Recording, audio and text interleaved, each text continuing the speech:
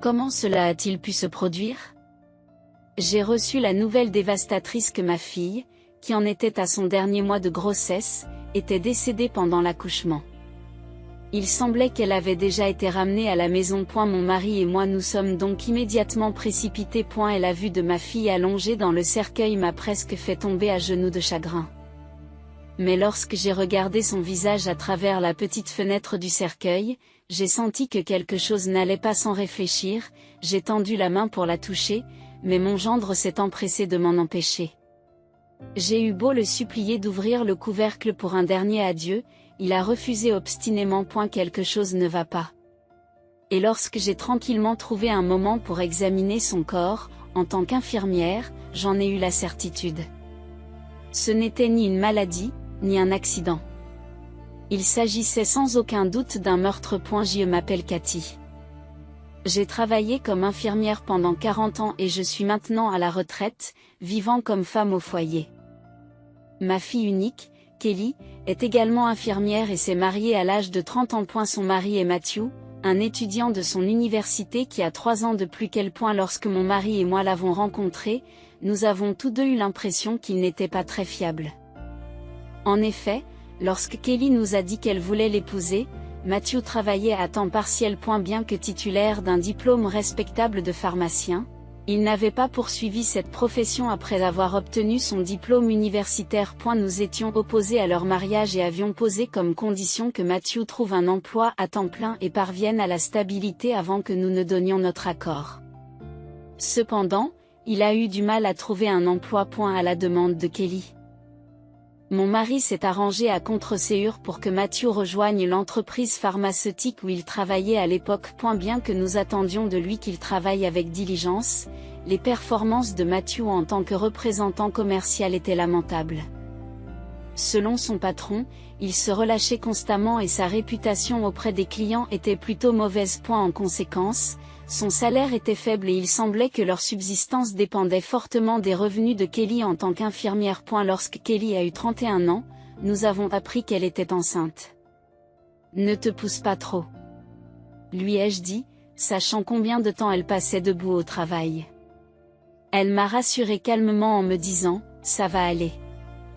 Lisa est là. Lisa était une amie de l'époque où elle était à l'université et elle connaissait aussi Matthew. Elle était sage-femme et travaillait dans une maternité proche de l'appartement de Kelly. Comme l'hôpital où Kelly travaillait n'avait pas de service d'obstétrique, elle a décidé d'accoucher à la clinique où Lisa travaillait. La grossesse s'est déroulée sans problème et j'attendais avec impatience la naissance de mon premier petit enfant. Cependant, alors que la date prévue pour l'accouchement approchait, j'ai soudain reçu un appel de mon gendre.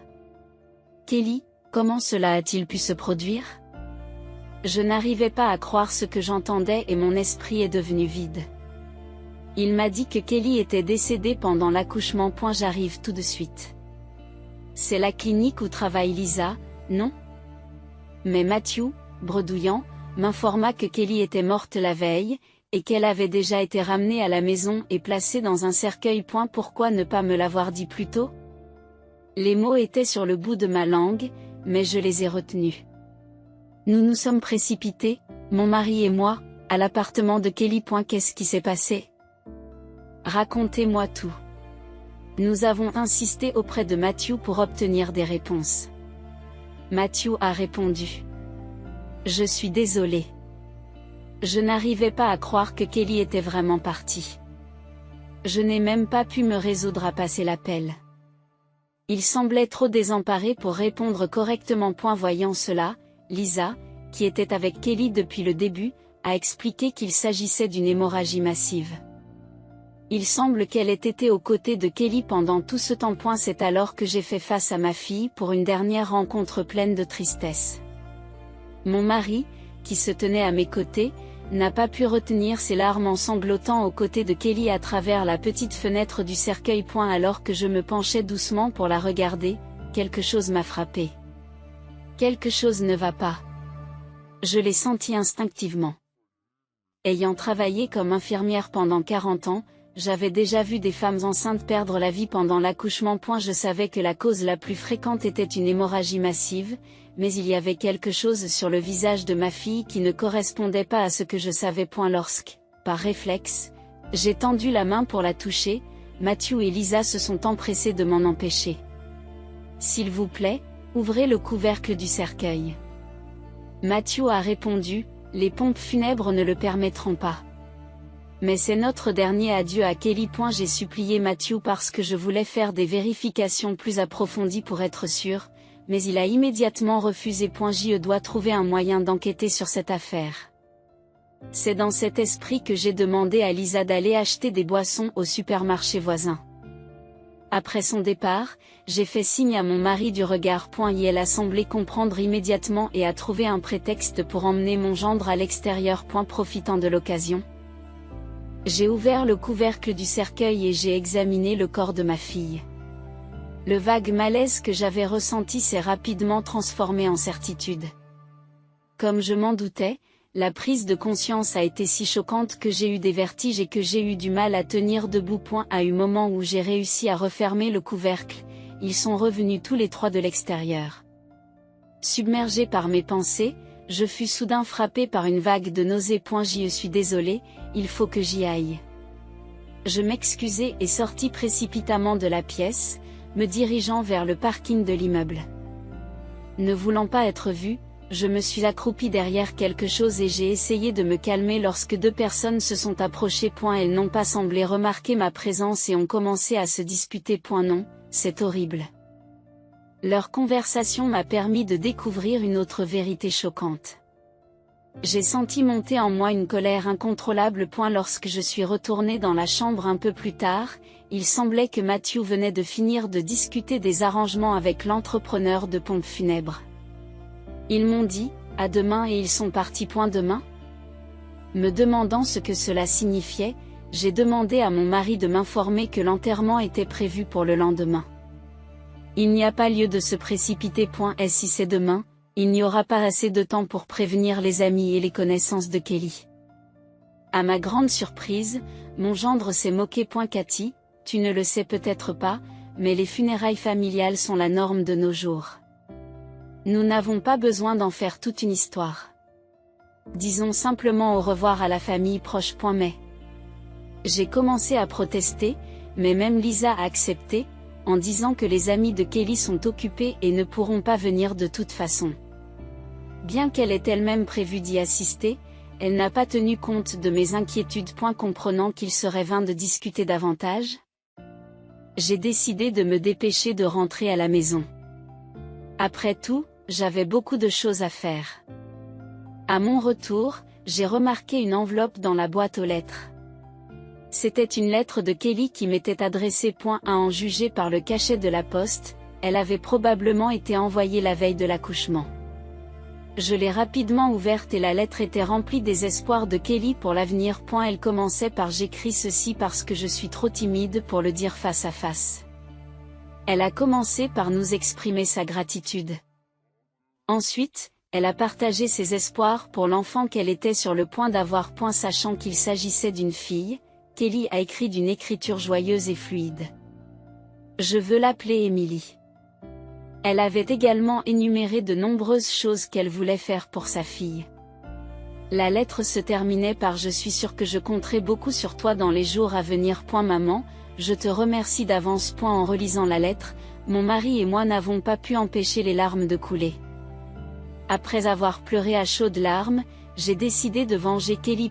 Pour me préparer, j'ai commencé à contacter différentes personnes et à prendre les dispositions nécessaires. J'ai également confié une tâche importante à mon mari. C'était le début de notre contre-attaque. Ensuite, je me suis rendue à la maternité pour m'occuper d'une chose plus importante que tout le reste. Et puis le lendemain est arrivé. C'était censé être le jour de l'enterrement familial, mais ni mon mari ni moi n'avons quitté la maison.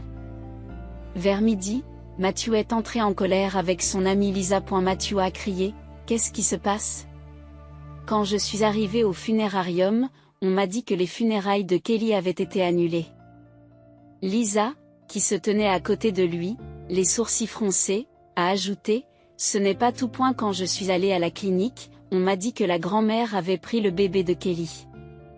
Qu'est-ce qui se passe? J'ai répondu calmement, oh. Eh bien, il serait injuste de laisser Emily seule à la clinique sans sa mère. Vous ne trouvez pas? Comme le bébé était prêt à sortir et qu'il n'y avait pas de problème, j'ai montré ma carte d'identité et j'ai expliqué la situation. Ils m'ont autorisé à ramener ma petite fille à la maison. Emily. Lisa a l'air perplexe. C'est le nom du bébé. N'est-ce pas charmant? À ce moment-là, Matthew, furieux, s'est approché de moi et m'a crié, « Ne l'appelle pas comme tu veux. Ce n'est pas moi qui l'ai appelé, c'est Kelly. Tiens, vois par toi-même. » Je lui ai tendu la lettre de Kelly. Le visage de Matthew s'est crispé et il ne savait plus où donner de la tête. Matthew a bégayé. Si c'est le cas, très bien, mais à propos des funérailles. Je l'ai interrompu en lui lançant un regard noir. L'entreprise de pompes funèbres que tu as engagée avait une mauvaise réputation quand je me suis renseigné, alors j'ai changé pour quelqu'un que je connais. Le seul inconvénient, c'est que l'enterrement aura lieu dans une semaine, puisqu'ils n'ont pas d'ouverture plus tôt. Ce n'est pas grave, n'est-ce pas? Dis-je d'une traite. Les yeux de Matthew se sont rétrécis sous l'effet de la colère et il m'a lancé un regard noir. Ne fais pas les choses sans me consulter d'abord. Il s'est fâché. Y a-t-il un problème si les funérailles sont retardées? Demandai-je, le voyant marmonner de frustration, et il se tut. J'ai répondu que nous nous verrions dans une semaine. Et je les ai poussés vers la sortie. Ils sont partis à contre-séure. Une semaine plus tard, le lieu des funérailles était rempli de nombreuses personnes venues dire au revoir à Kelly. Lorsque j'ai contacté les amis de Kelly, ils ont tous pris le temps de venir lui rendre hommage. Une fois tout le monde rassemblé, je me suis avancée et j'ai pris place devant le micro. Je vous remercie tous d'être venus rendre hommage à Kelly aujourd'hui. Avant que les funérailles ne commencent, il y a quelque chose que je dois partager avec vous tous. Alors que je commençais à parler, Matthew s'est levé. Attendez. On ne m'a rien dit à ce sujet. A-t-il crié. Mais j'ai ignoré mon gendre et j'ai continué.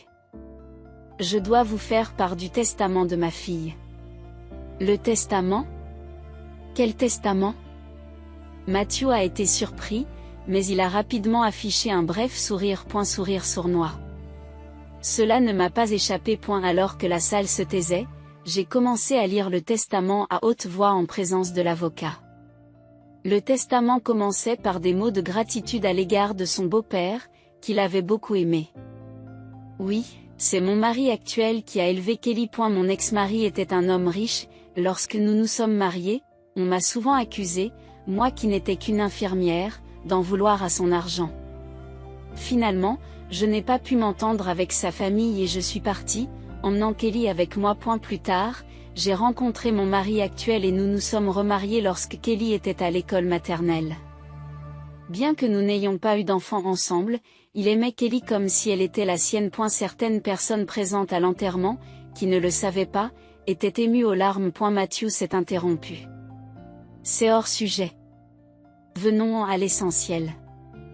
N'est-ce pas ce qui intéresse tout le monde ici? Ignorant l'impatience de Matthew, j'ai continué à lire le testament. Le père biologique de Kelly est décédé lorsqu'elle était à l'université, et à cette époque, elle a hérité d'une grosse somme d'argent. Le montant s'élevait à environ 3 millions de dollars, et Kelly a exprimé le souhait que nous utilisions cet argent. Cependant, comme il provenait de mon ex-mari, il n'avait rien à voir avec moi et je n'avais pas le droit de l'accepter. Je l'ai conseillé. Si vous le gardez, il se peut qu'un jour il vous soit utile. Kelly a donc confié la gestion de l'héritage à un avocat. Matthew, tout sourire, lui dit, eh bien, en tant que mari, j'ai le droit d'hériter des biens de ma femme. N'est-ce pas? J'ai souri et je le lui ai dit. Mais Kelly a fini par décider que le montant était trop élevé pour elle. Elle en a donc discuté avec l'avocat et a fait don de la plus grande partie. Et alors? Alors, combien reste-t-il? Matthew s'est indigné à la mention du don. Lorsque l'avocat a annoncé le montant restant, Matthew a poussé un soupir de soulagement. Il reste $1 million. Eh bien, je suppose que c'est encore bien, dit-il avec un sourire en coin.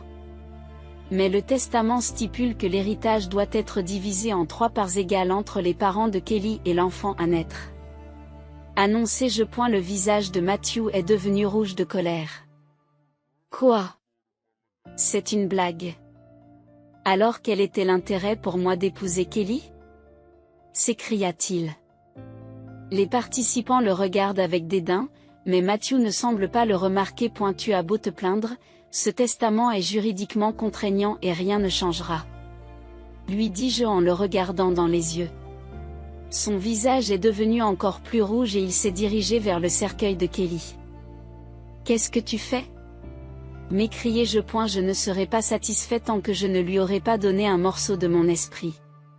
Matthew a crié en ouvrant avec force le couvercle du cercueil. Mais il s'est figé en regardant à l'intérieur. Matthew bégaya. Pourquoi? À sa grande surprise, le corps de Kelly n'était pas dans le cercueil. Alors qu'il se tenait là, incrédule, je lui ai tendu un morceau de papier. Regarde ça, demandai-je. Quoi? Répondit-il, déconcerté. C'était le rapport d'autopsie du corps de Kelly. Depuis cette triste rencontre à son appartement, j'avais des doutes sur sa mort. Et lorsque j'ai ouvert le cercueil et examiné son corps, mes soupçons se sont transformés en certitude. Il s'agissait d'un meurtre. J'ai consulté un médecin que je connaissais. Après m'avoir expliqué la situation, il a lui aussi senti que quelque chose n'allait pas et m'a présenté à un médecin légiste. Ce dernier a accepté de pratiquer l'autopsie. Regardez bien. C'est écrit ici. La cause de la mort de Kelly n'est pas due à une maladie ou à un accident. Alors que des cris de choc résonnaient dans la pièce, j'ai continué. Elle a été tuée par une drogue. Le nom de la substance est clairement indiqué ici. C'est vous qui l'avez administrée, n'est-ce pas? J'ai pressé mon gendre, le faisant reculer de peur. En fait, j'avais modifié l'organisation des funérailles pour gagner du temps pour l'autopsie. J'avais aussi la coopération d'une connaissance aux pompes funèbres. Alors que Matthew restait sans voix, tenant le rapport d'autopsie, Lisa s'approcha doucement de lui. Elle lui chuchote quelque chose à l'oreille. Soudain, le visage de Matthew s'illumine d'un sourire triomphant. Bien sûr, Kelly est peut-être morte à cause d'un médicament, et alors, avez-vous la moindre preuve que c'est moi qui l'ai utilisé? Ricane-t-il, sûr de lui. Cette fois, mon mari s'est avancé et lui a tendu un registre. Il s'agissait d'un registre de l'entreprise pharmaceutique où travaillait Matthew, la même entreprise où mon mari avait travaillé jusqu'à sa retraite. Mon mari, avec l'aide d'un ancien collègue, avait méticuleusement comparé les données du registre avec l'inventaire de l'entrepôt. Ils ont découvert que le médicament qui avait coûté la vie à Kelly avait disparu. Une seule personne avait accédé à l'entrepôt le jour où le médicament avait disparu. Les registres de l'entreprise le montrent clairement. La seule personne qui est entrée dans l'entrepôt ce jour-là, c'est vous. Matthew. Ai-je dit? Le visage de Matthew est devenu pâle au fur et à mesure qu'il prenait conscience de la situation. Mais Lisa s'est soudain avancée et m'a mis le nez dans le guidon. Ce n'est peut-être qu'une coïncidence.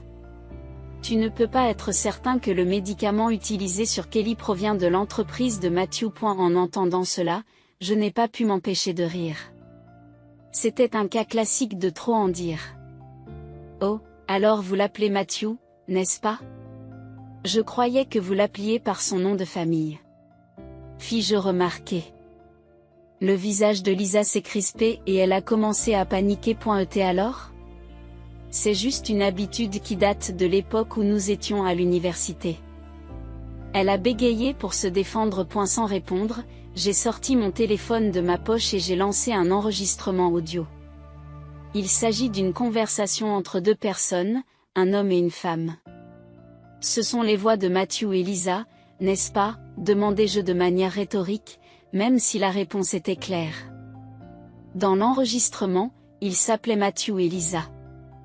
J'avais mis le volume au maximum, de sorte que toute la conversation résonnait dans la salle funéraire. Leur dispute a été enregistrée dans les moindres détails. Oui, les deux personnes qui se disputaient sur le parking ce jour-là, alors que j'étais prise de nausées, étaient Matthew et Lisa. Consciente que cela pouvait servir de preuve, j'avais rapidement activé l'enregistreur vocal de mon téléphone et capturé leur conversation. J'aurais pu remettre cet enregistrement à la police sur le champ, mais j'ai hésité, craignant qu'elle ne détruise d'autres preuves. Au lieu de cela, j'ai décidé de poursuivre l'enquête de mon côté. Bien sûr. Une partie de moi voulait aussi se venger personnellement. L'enregistrement audio montrait clairement qu'ils avaient pris la vie de Kelly pour son héritage et que Matthew et Lisa avaient une liaison. Depuis qu'ils avaient découvert que Kelly avait hérité d'une somme importante pendant ses années d'université, ils attendaient une occasion de se débarrasser d'elle. La grossesse de Kelly leur a offert cette opportunité. C'est Lisa qui a conseillé à Kelly d'accoucher à la clinique où elle travaillait.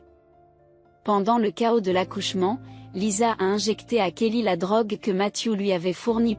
Vous avez même essayé de prendre la vie de l'enfant en même temps que celle de Kelly, la laissant souffrir. J'ai accusé. Bien sûr. Si nous ne l'avions pas fait, la part de Matthew aurait été moindre. A répondu Lisa, sans hésiter. Puis le médecin à temps partiel est allé opérer Kelly en urgence, sauvant ainsi le bébé. Quel dommage. L'attitude nonchalante de Lisa, lorsqu'elle a dit cela, m'a fait ressentir plus que de la colère. Elle m'a rempli de tristesse. C'était déchirant d'entendre des paroles aussi insensibles de la part d'une personne dont la profession consiste à sauver des vies. Matthew a ajouté, s'il n'y avait pas eu ce gamin, j'aurais aussi reçu cet argent. Il avait même demandé à Lisa de retirer le bébé de l'hôpital et de s'en débarrasser. L'avidité de Matthew ne laissait aucune place à l'amour paternel. Et elle était entièrement dévorée par son obsession de l'argent. Et pourtant, tu as pris le bébé sans notre permission. Crie-t-il. La salle est en proie au chaos. Certains les regardent avec des yeux pleins de colère, d'autres ne peuvent retenir leurs larmes. C'est pourquoi j'ai emmené Emily à la clinique pour protéger ma petite fille de vous aussi. Dis-je froidement. Matthew s'est jeté sur moi avec rage, mais les gens autour de nous, y compris mon mari, l'ont maîtrisé et l'ont forcé à se mettre à terre. Et la police sera là d'un moment à l'autre. C'est fini. Lui ai-je dit. J'avais demandé à l'avocat d'appeler la police au bon moment. Mais l'enfant est en sécurité et Kelly serait heureuse, n'est-ce pas? S'il vous plaît, laissez-moi l'élever avec amour à partir de maintenant. Matthew est soudain devenu désespéré et s'est mis à plaider. Et ne soyez pas ridicule. Les gens comme vous méritent de pourrir en enfer. Nous ne te pardonnerons jamais. Ai-je crié. Bientôt, le bruit des sirènes de police se fait entendre au loin. Alors qu'ils étaient traînés hors de la salle par les officiers qui arrivaient, ils continuaient à pleurer et à supplier. S'il vous plaît, épargnez-nous. Nous ne voulons pas aller en prison. Après cela, Matthew et Lisa se sont retrouvés derrière les barreaux pour leur crime. Notre avocat nous a informé que ceux qui ôtent la vie n'ont pas le droit d'hériter de quoi que ce soit. Mon gendre n'a donc même pas reçu la part restante de l'héritage. Matthew a été licencié et Lisa s'est vue retirer sa licence de sage-femme. Ils ont une vie sombre et misérable devant eux, à ramper dans la boue. Mais ils ne sont plus notre préoccupation, et nous n'avons pas le temps de nous inquiéter pour eux. Après tout, nous sommes occupés à élever à nouveau un enfant après 30 ans. Et je dois dire que c'est incroyablement satisfaisant et joyeux. Nous avons décidé d'utiliser tout l'héritage de Kelly pour l'avenir d'Emily. Et nous sommes déterminés à réaliser tout ce que Kelly voulait faire pour sa fille, comme elle l'a écrit dans sa lettre. Alors, comment avez-vous trouvé l'histoire d'aujourd'hui? N'oubliez pas de vous abonner à la chaîne. Rendez-vous dans la prochaine vidéo.